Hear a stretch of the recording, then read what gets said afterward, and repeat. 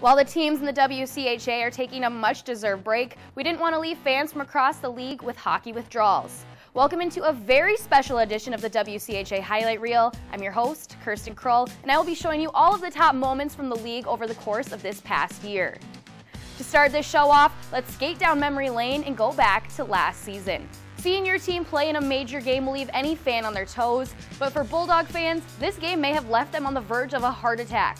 The Bulldogs of Minnesota Duluth headed into a double overtime in the Frozen Face-Off semifinal last season, but Laura Stalder would secure a Bulldog victory this night as she netted the game-winning goal. In the WCHA Final Face-Off championship game between the Badgers and Bulldogs, there was one goal that stood out among the rest. Sarah Nurse lit the lamp on a shorthanded beauty to put the Badgers up 3-1. Let's not forget to mention this goal also made SportsCenter's top plays. It is every hockey team's goal to make it to the Frozen Four, and in the Frozen Four semifinal, Wisconsin's Melissa Channel scored the game winner to advance to the championship game with less than 20 seconds to go. The Patty Kaz Award is one of the most coveted trophies in all of women's sports. The WCHA is fortunate enough to have 7 recipients of this award from their league, and last year Wisconsin's Anne Renee Desbians took it home. In the 2017-2018 season, there have been a handful of players who you could tell ate their Wheaties on game day. There are 3 women who had some remarkable games this year, so let's go ahead and throw our hats off for them as we take a look at this season's hat tricks. In a 5-1 Wisconsin win over Mercyhurst, the Badgers could thank freshman Brett Pettit for her 3 goals that led to her first collegiate hat trick. In the non-conference matchup between Ohio State and Robert Morris, Tatum Skaggs recorded her first collegiate hat trick. That hat trick helped improve Skaggs' stat sheet as she is the Buckeyes' leading goal scorer. In this next highlight, we must note that the goals scored did not officially count, but we were still impressed by this young gun nonetheless. Minnesota State's Sarah Boostad also had some tricks up her sleeve as she pulled off her first collegiate hat trick against the Minnesota Whitecaps. There is one woman in the WCHA that not only has impressed the league since she first put on her Cardinal and black jersey, but she's also impressed ESPN a time or two. They don't call her Silky Tilke for nothing. Julia Tilke found her way onto SportsCenter's top 10 plays for the first time this season when she netted this backhander against UConn. The accolades don't stop there, as Tilke toe-dragged past Minnesota State defenders to net this beauty that landed on the ESPNW top plays. Some nights, it appears that a team has a game in the bag, but some nights, there's a team who comes from behind and impresses everyone. In this next top moment of 2017, we will talk about a team who found a way to come back and win a time or two. When St. Cloud State headed down to Mankato to take on Minnesota State, it looked like they were going to sweep the weekend series. The Mavericks proved this night how tenacious they could be as they overcame a 1-0 deficit to win night 2 of the matchup 3-1. The Mavericks found themselves down against Lindenwood in a game that had been back and forth all afternoon, but for the second time this season, they were able to pull off a third-period comeback to win 5-4. The Gophers have found themselves looking for a hero multiple times in overtime this season. With 4 different overtime victories under their belt, there are 4 different skaters who deserve some recognition.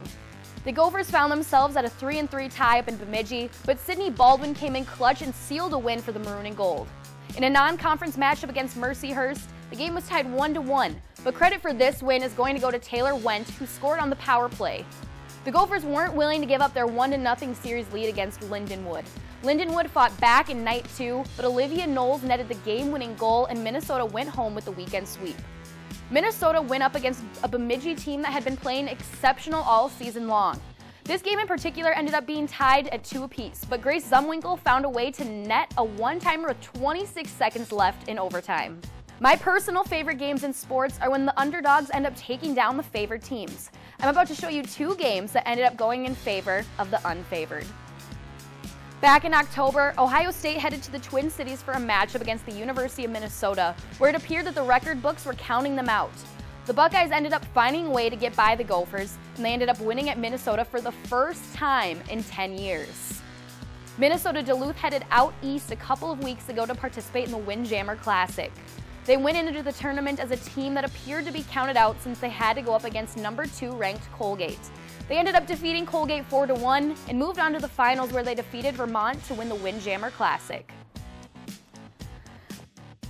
A lot of love in hockey is awarded to the goal scorers, so due to that, the goaltenders tend to get overlooked. I'm about to show you a handful of moments that are going to make you want to show some appreciation for the women between the pipes. In the October matchup between Ohio State and Minnesota Duluth, Cassidy Sauvé demonstrated why she is one of the best tendies in college hockey. Pulling off her third shutout of the season early on, St. Cloud State has talent in net, and there's a new face that is quickly making a name for herself on the Huskies roster. Emma Paluzny set the school record for most saves in a shutout in the month of December as she made 41 stops against Ohio State. Wisconsin's goaltender, Kirsten Krull, leads all Division I goalies in wins, save percentage, and goals against average. Not to mention she also leads the WCHA in shutouts. Some games this season could have easily wound up in overtime or going in the opposing team's direction if it weren't for a certain player who went above and beyond their duties. Here are some women who we like to call weekend heroes who did just that.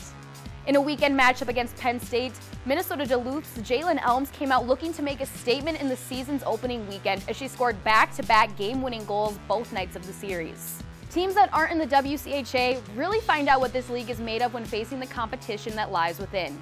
When the Tigers of RIT headed into Bemidji, they didn't know what they were in for. A dynamic duo was formed this weekend for the Beavers as Haley Mack and Alexis Joyce each tallied 3 goals, and Mack netted 2 assists while Joyce had 1. The Badgers came into this season hungry for a championship after falling just short in the NCAA championship game a few months prior. Teams in the league knew they were going to be good, but I don't think anyone knew just how good they were going to be.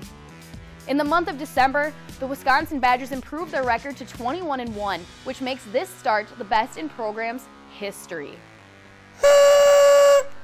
We hope you enjoyed your look at all of the top moments from this past year and are preparing yourself for more hockey action to come in 2018. From all of us with the league, we wish you a happy new year, and we'll see you right back here after the college hockey break.